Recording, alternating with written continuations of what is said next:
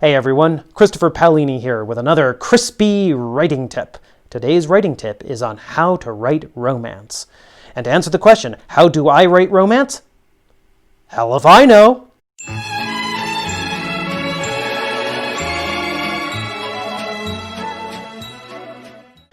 But seriously, how do you work with romances and relationships in a story, whether you're writing sci-fi, fantasy, or some other type of story?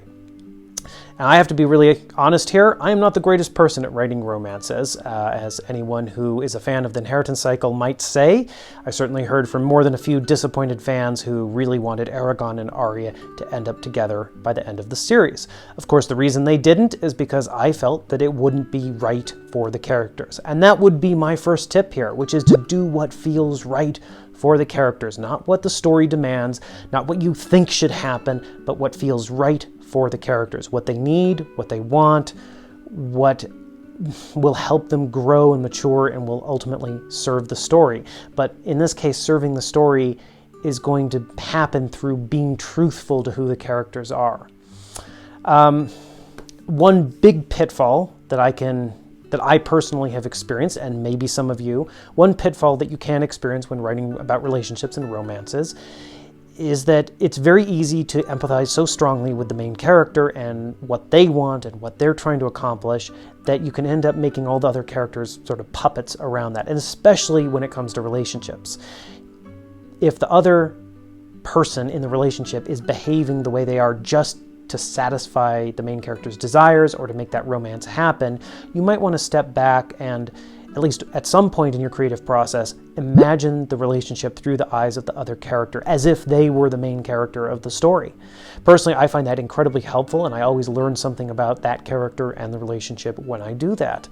And I think the reason I fall into this trap, if you will, again, is because I empathize so much with that main character, and I want things to work out for them, and I want the things they want for them. But that doesn't make for good storytelling. Additionally, it's important to keep in mind that relationships are incredibly subjective. You know, whatever you've experienced in your life, other people may not have experienced. What feels true to you will not necessarily feel true to someone else. And it can be very frustrating. I've certainly experienced this where I've written something that has been based off of my own experience or what I've seen of human behavior, friends, family members, what have you. And then someone reads it and says, well, that's just ridiculous. No one behaves like that. No one talks like that. No one feels like that. And it may be a failure on my part to adequately convey what I'm trying to convey, but it's still very frustrating. And you have to accept the subjective nature of relationships. And because such strong emotions are bound up in these sorts of situations, people will respond very strongly, positively or negatively, to whatever type of relationship you're writing. That said, it's really important that you don't lock up. Just because people may not react the way you want, you don't want to lock up. You don't want to armor yourself.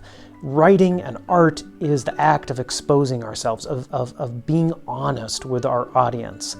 At least that's how I feel about it. And so you have to be willing to share things with your readers and your audience, you know, emotions and situations that you would never share with anyone aside from a significant other or close friends or family members maybe. Those sorts of emotions are usually kept very private.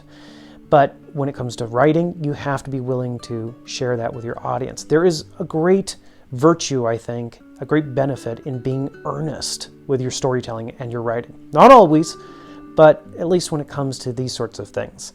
And the risk of being earnest and being sincere is that people may make fun of that. And you know what? That's okay. And again, what you think makes sense for a romance, other people may not. So those are sort of my tips. The biggest one, again, being to try to think through the relationship through the eyes of the other character.